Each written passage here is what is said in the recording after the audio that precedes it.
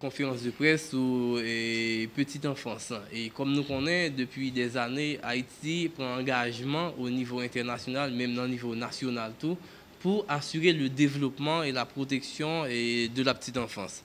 Et nous travaillons dans le ministère, là, le gouvernement venu, le président venu sous pouvoir, il renouvelle l'engagement, même dans la promesse campagne, il dit. Et nous travaillons et sous instruction président de la République et chef de l'État et avec nos partenaires, nous gagnons, je dis, une politique de développement intégral de la petite enfance qui existait.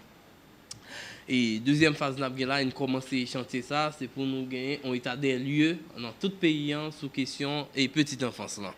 Et qui va permettre que nous ayons un plan et nous avons gagné un ensemble de programmes pour que nous soyons capables d'assurer de façon concrète, véritable, ce développement intégral de la petite enfance. Et travail ça, c'est un long processus avec tous les partenaires et les acteurs du secteur que nous réalisons pour que nous ayons document ça, parce que dans l'engagement que l'État prend et dans la philosophie de l'État, nous connaissons que lorsque Timoun, depuis plus bas âge, ou assurer le développement sur le plan de la santé, sur le plan éducationnel, ou bien plus chance, je dis, pour nous façonner l'identité de ça, pour que nous ayons Timoun qui rentre dans le cycle fondamental avec beaucoup plus de facilité. Et c'est le travail ça que nous avons fait, je dis, au niveau du ministère de l'Éducation nationale. Le pays d'Haïti font l'autre cap. Nous connaissons la conception de Timoun.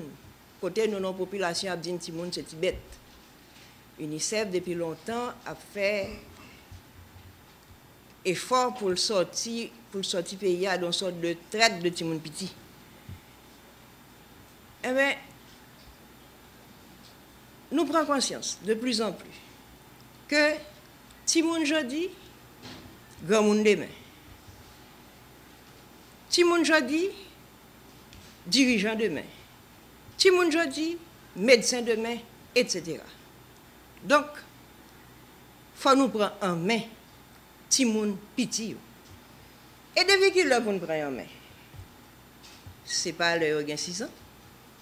Ce n'est pas les maladies infantiles fin manger, côté d'abdi dans le pays que c'est le gars qui mange, et si grand monde sur côté accent.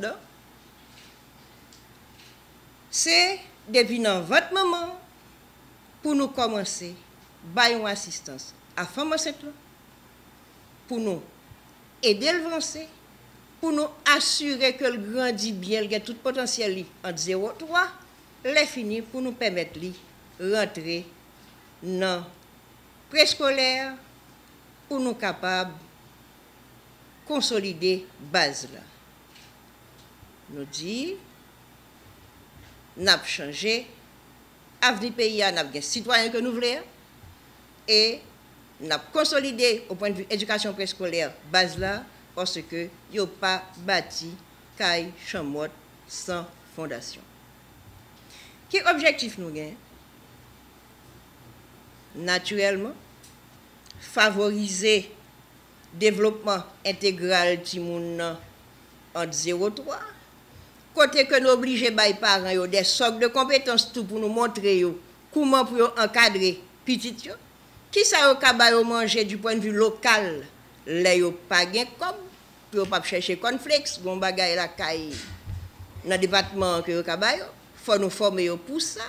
Donc encadrer parents yo tout pour permettre que ti moun grandit bien et favoriser aussi que ti moun jouit des services éducatifs préscolaires de qualité pour nous améliorer, pour les capables d'assurer développement social, cognitif, physique, etc.